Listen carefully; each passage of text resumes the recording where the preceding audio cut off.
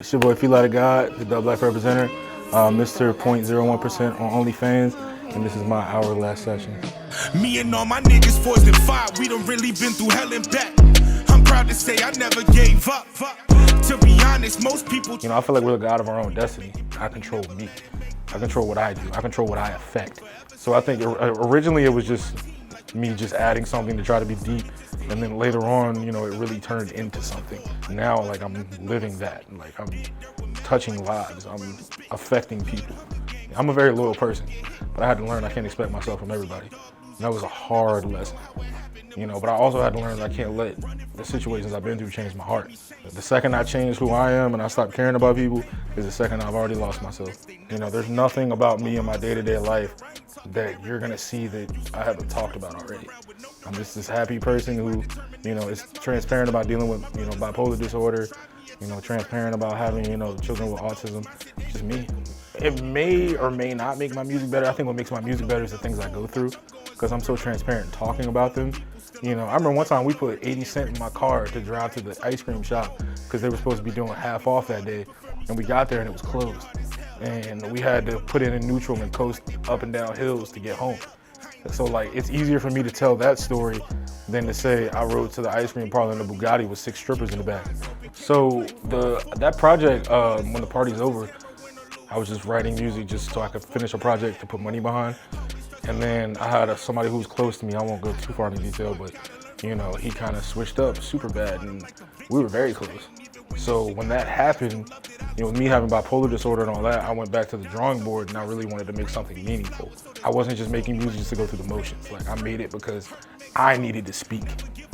And so for us to shoot it here, because when I was talking to you guys, you were like, pick a place that meant something to you. And then it just kind of dawned on me. I was like, well, why not shoot it in the one place where you spent all these months doing everything?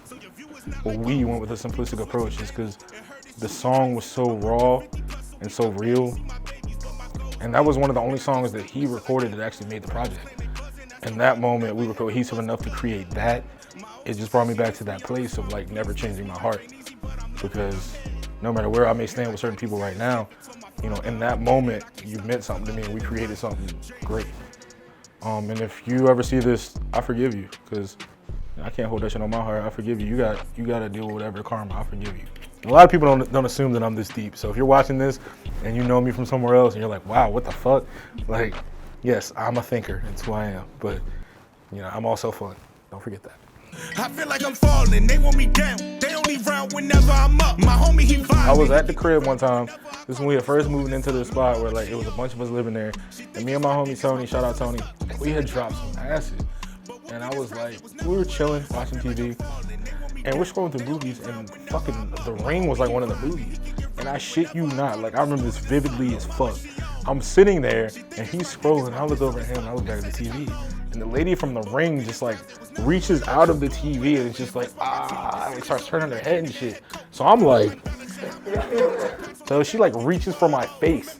And I'm like swinging my hands like, nah, bro. And I like rub my eyes again, and it like stops. So that was probably my biggest like, what the fuck moment off of like some psychedelics. Somebody told me the first time I did acid, they were like, yo, don't think of no bad thoughts, because it's gonna send you on a bad trip.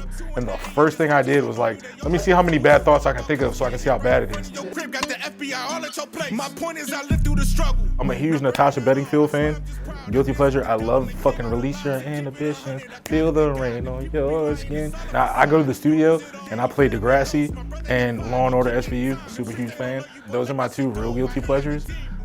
Aside from that, I have a very wide array of porn selections, but I won't really put that one on camera. But I won't go into my fucking proclivities, but fucking MILF porn is my favorite. I've always loved older women. Some of them, you're all moms who know me. You already know what's up, but.